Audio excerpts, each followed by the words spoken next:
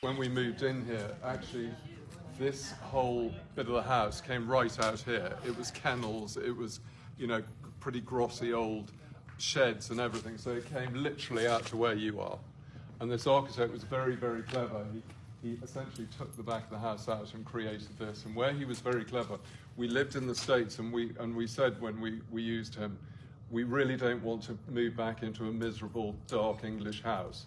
And he came out to the States and saw our house in the States, and he's put windows in that frame views. And that was one of the really clever things that he did. And so actually you've got really nice perspective down on here in the summer.